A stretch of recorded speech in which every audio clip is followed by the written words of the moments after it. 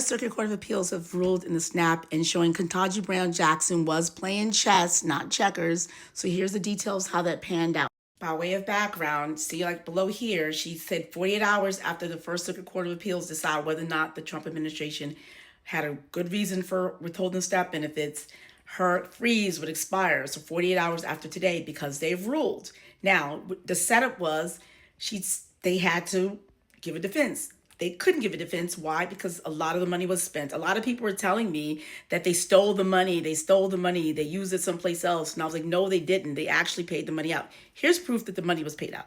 You read right below here, on November 7th, the United States Department of Agriculture sent letters to the states saying they're going to pay full SNAP benefits. November 7th, the USDA, the government, the federal government, told the states they're going to pay. So some states, the minute they got this letter, started paying. Other states waited because this was over the weekend. So the states that had the ability and knew people need their money acted fast when they got that letter from USDA and started loading money in the base. So that means the USDA has paid out about $6 billion already for all the states, the big states, California. They got a lot of population, a lot of people on SNAP.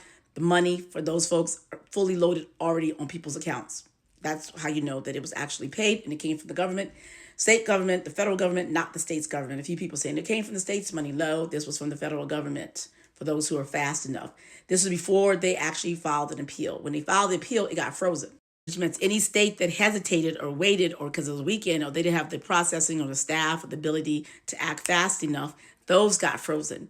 And again, Ketanji Brown Jackson said, I'm going to freeze it to give you, the government, the chance to prove your case. So this is how they didn't prove the case. The Court of Appeals said specifically, it's like we had to balance the interest. The interest of people going hungry during the holidays, during a time when we have, they didn't say all this, but I'm just telling you, we have inflation. We have, it's cold. People are hungry. It's low income. Food, nonprofits that feed people, various different governments processing. The harm to many people are greater. There's a balancing act when you issue like injunctions like this. The likelihood that they would win is high because the people need the money is available for them. What's the issue? The balance of interest, the interest of the nonprofits, the interest of people going hungry, of children, of elderly, of handicapped people not being able to eat. That interest is high compared to the government. Now, what's the government harm? The government harm failed because they said that we don't have the money, it's not available. The fact that some of these states have already made the funds available, that argument fails flat because they were saying, oh, we don't have the money. It's contingency funds, but we have the access. We don't know how to do it. It's going to be too efficient. That was their argument, that they couldn't do it because it would be too hard to implement. The fact that so many states have already gotten the money out to people means that argument falls flat. So Ketanji Brown Jackson indeed was playing chess is because they had to go and defend that now.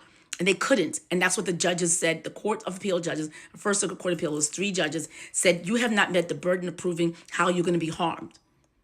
They lost that harm because people already used the money. So to say that administrative is impossible, that defense goes away. And that is exactly how Ketanji Brown Jackson was playing chess with them. She really set them up.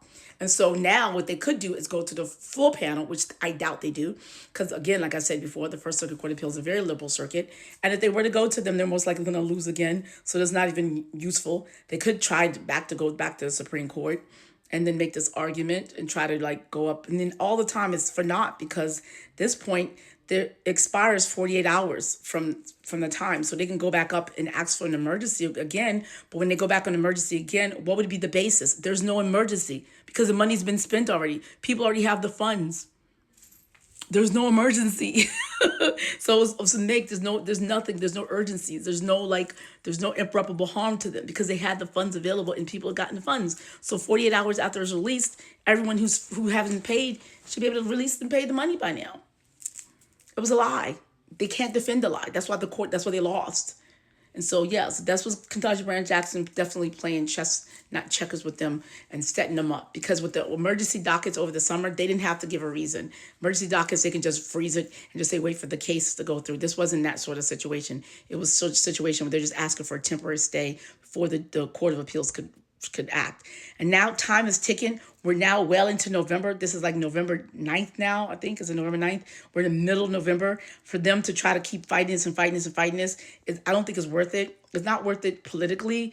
It's a mess at this point now, and they have this battle going on, and the government may or may not open up again. So it's one of those things that's like they really should give it up. It's a PR nightmare.